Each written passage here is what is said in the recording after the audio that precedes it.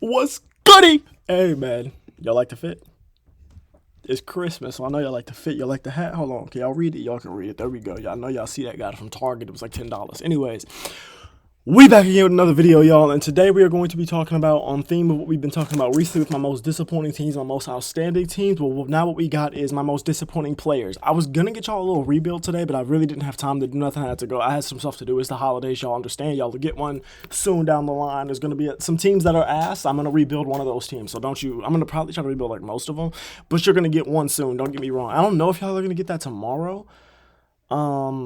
I don't know, because this video, I'm recording it late Tuesday night, so it's late Christmas Eve. I'm going to upload this on Christmas, and then I'm going to, you know what I'm saying, we'll see. Y'all probably won't get that rebuild tomorrow, but y'all will probably get it Friday or Saturday, because I got to drive back to Pennsylvania the day after Christmas, so I got things to do. But anyways, so I want to start this off by saying there was a whole lot of people that I considered for this list, and kind of similarly to the last one that I did, it does kind of depend on what my expectations for you were, and I did kind of weigh players that were like going into new situations a little bit like heavier than I weighted other players, just because all three of these players actually are players that were going into new situations, ironically, but like that's just one of those things where it's like I feel like when you're going into a new situation, especially the way these guys were, where they were going to good teams, teams that were already playoff teams, and teams that were expected to do even more this season, you kind of have a higher expectation just like automatically. So that's kind of what I'm getting at with this. But anyways, the first one, I think you all could have guessed it, Paul George.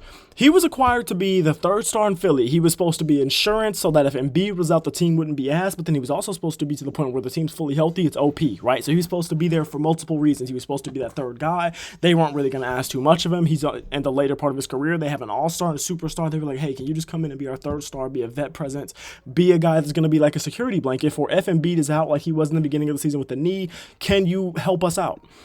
And not only has the team been ass without Embiid, but PG was hurt to start the season. So that was already one of his jobs that he wasn't doing, was being that insurance. For the beginning of the season, it was nobody but Tyrese Maxey. And then when PG just started to come back, Tyrese Maxey gets hurt.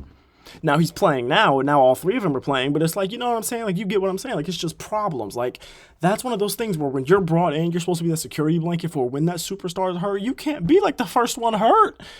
You didn't play in the summer like Embiid did. You're not 7 foot 300 pounds like Embiid is. You are supposed to be the one that was supposed to be there to. You were the one that was supposed to be there, that was supposed to be locked in, that was supposed to be the security blanket. It was supposed to be you and Maxey for when Embiid's hurt, and now look at you. Nothing. So you've been nothing but ass this year, and let me tell you how ass he's been. I'm talking about ass, capital ASS, and that's probably going to be in the thumbnail of this video somewhere. It's probably going to be 3 pictures of these 3 guys, and it's just going to be ass is the title.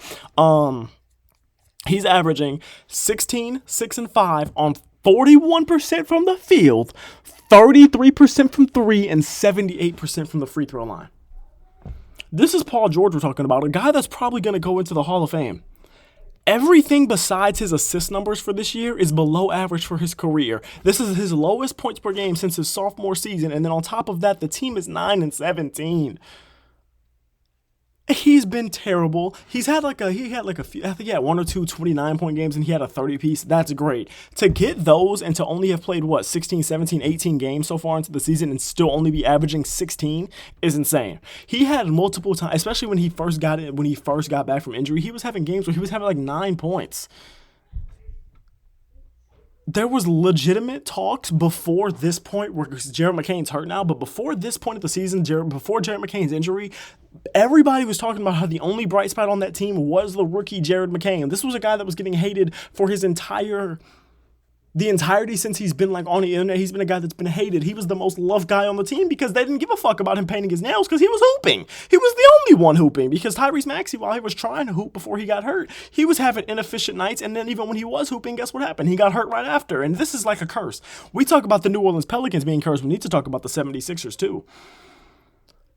They got some curses on them now. Don't forget about when they was one of the worst teams in the league out there going and drafting Michael Carter-Williams and Jahlil Okafor and all that bullshit. And then you get Joel Embiid. He misses his first, year or two with a back injury. You get Ben Simmons. He misses his first year with an injury, and then he comes in and wins Rookie of the Year over Donovan Mitchell. Don't even get me fucking started on that shit. He becomes an All-NBA player. People talking about, is he the next LeBron James? And then he passes up a layup. First of all, had a terrible series, like that whole playoff series versus Atlanta, but then he passes up a wide-open layup. And now, since then, it's literally just been downhill besides Embiid winning his MVP. The team is ass. PG has been ass, and I'm not going to spend too much time on them because I've already spent, 5 minutes on them, and we we've talked about this team. We talked about them 2 days ago, so I'm not about to do that. KCP is the next guy. Now, Kentavious Caldwell-Pope isn't a guy that's like, oh, he's going to be a Hall of Famer like PG was, but the main reason that he's up here is because he was a guy that was like supposed to be one of those. He's one of those guys that where you get him, he automatically raises your ceiling. Like he's one of those guys where if you want to play on the biggest stage, he's one of those glue guys that you want on your team. He was signed to Orlando. He signed to Orlando in the offseason with the expectation, at least in my mind, that he would add a much needed veteran and championship presence to a super young team that was developing that had already outperformed. But most importantly, he was supposed to add 3-point shooting to a young roster that desperately needed 3-point shooting, and this year he simply has not been the 3-point shooting self. His normal 40% from 3-point shooting self that he always has been not always, but that he has been, that we've been can I stop having a fucking stroke? That we have become accustomed to seeing in the last few years in Denver. And even when he won that championship the first time in LA, he's averaging 8, 2, and 2. Now, I want to make this clear again. He's not the guy that was supposed to be that third star like PG was. He's not that guy. He was not brought in to be the third member of a big three like PG was. He's not that guy. So the gap between 1 and 2 is massive. Please don't get me wrong. But to average 8, 2, and 2 on 39 and 30 splits from the floor. Now, I didn't bring up his free throw percentage because the free throw percentage is like 90-something. He's hooping from the free throw line. But 39 and 30 splits from the floor. He shot over 40% in each of the last 2 years from beyond the arc. And in 3 of the last 4 years, he shot over 40%. And the 1 year he didn't, he was at 39. So basically, for 4 straight years, he shot 40% at least from the 3-point line. Literally, the only thing he can do this year is shoot the free throw. That's it. And it's not like he's one of those guys like a Shea or an Embiid where he's getting to the line 16 times a game. No. But, I mean, at least he's making them because there are some guys that have been regressing from that region. Like a guy like Anthony Davis has been asked from the free throw line, especially. I saw this stat on Twitter, and I should have saved it. It was like Anthony Davis's percentages, like, through quarters when it comes to free throws. And it was like, it started off with, like, you're like 80%, and then it drops down in the fourth quarter to, like, 50 or 40. And I was like, nigga, damn. Anyways, another thing about KCP, he's known as a guy that's a two-way guy, right? But the defense this year has not been crazy valuable, like the Magic, well, statistically at least, because the Magic are literally just 1 point worse defensively when he's not on the court. Like, I think when he's on the court, it's like a 107. They allow like 107 opponent points per game when per possession or whatever. Not per possession, but you understand what I'm saying, like per game. Like that's what their number would be. But with him on the court, it's like 107. So it's 107 to 108 when he's on and off. It's not that big of a fucking difference. And like that's not necessarily an indictment to him. Please don't get me wrong, because this team is just simply amazing defensively. They were good defensively last year. I'm just saying that when you were a guy that was meant to add shooting to a team that needed it, and you can't do that, but then you're also not as valuable defensively as you have been in the past few years. Now, I'm not necessarily saying he's not as valuable defensively, I guess, because, like I said, this is just a great defensive team. It just may not be that, like, his defensive impact isn't as strong as it was, or isn't as visible, isn't as easy to see with the eye test as it was on a team like Denver, I guess is what I'm saying. Luckily, the Magic have been doing some insane things, so his ass season has kind of gone under the radar because, like, Paolo Banchero drops 50 and then tears his oblique and he's out, and then Franz Wagner carries the team and now he's out. So it's like, you know what I'm saying, he's been flying under the radar just because so much has been happening over there, and, like, Jamal Mosley's one of the best coaches in the league right now. But still, he's been ass. And then the last guy. And I had a lot of people that I thought about here. I thought about guys like Lauri Markkanen, who just got the money and haven't improved or haven't done much. I thought about guys like Jamal Murray, who started the season out kind of slow. I thought about guys like Scoot Henderson, who I thought was going to be a great pickup coming into his draft class last year, and then he was ass last year and has been just as ass, if not worse, this year. So there were definitely guys that I considered for this spot. Don't get me wrong, there were a lot of guys, but the guy that I eventually chose is Dante DiVincenzo. He is a guy that I thought was the most underrated and arguably like the biggest X factor piece to that Cat trade. Like, obviously Cat and Julius Randle were the big names, but I'm thinking like in terms of X factor, in terms of like underrated, in terms of people that are going to have an impact that's way bigger than you think they might. It was Dante DiVincenzo, but I was expecting him to have like a huge positive impact off the bench and maybe even get some starting point guard minutes for Minnesota. And instead, what he's been is, you know, surprisingly ass. Like, I thought he was going to be an X factor. He's been an X factor for the other fucking teams. He is averaging 8, 3, and 3. Him and KCP are damn near averaging the same amount of stats. Keep in mind, KCP's like 32. 8, 3, and 3 on 36, 33, 78 splits. I mean, at least KCP plays a little bit of defense and can fucking shoot the free throw. What are you doing?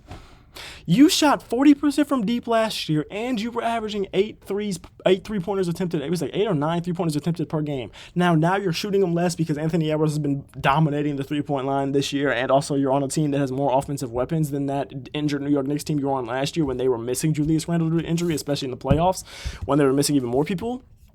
So I'm not necessarily giving you an indictment in terms of like the shooting 2 less per game, but this is your worst 3-point shooting year percentage-wise since your last year in Milwaukee. When was that? 2021? And I think he spent time in the G League that season too. Like, nigga, damn. After coming off of a year where you were like one of the best, what am I trying to say? You were one of the best high attempt 3-point shooting guys in the league. Like, out of the guys that were taking hella threes per game, you were one of the best percentage wise. In fact, you might have been the best percentage wise if I remember correctly. And not only is it that, it's like not only have you given them nothing off the bench and your shooting's been ass, but if we look at the statistics, which I did look at on Basketball Reference, the on-off numbers, the team gets worse offensively, statistically, in every single category besides assist percentage when he's in the game. Now, don't get me wrong. The team as a whole has been ass. The team as a whole has no identity. The team has completely shifted from what they were last year, but he's been a big part of the reason they've been ass.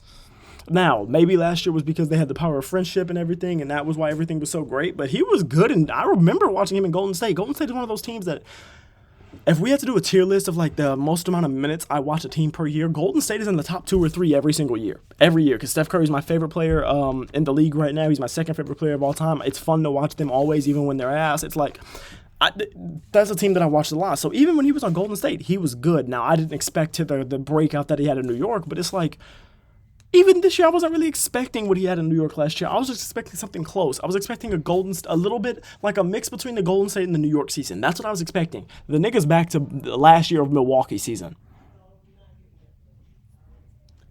Merry Christmas. I love y'all. I hope y'all have a blessed day. Hey, remember the reason for the season is Jesus. And if you don't celebrate, happy holidays, man. Do what you got to do. Celebrate whatever you celebrate. I'm not trying to force you to celebrate nothing. It might seem like that with the hat and the jammies.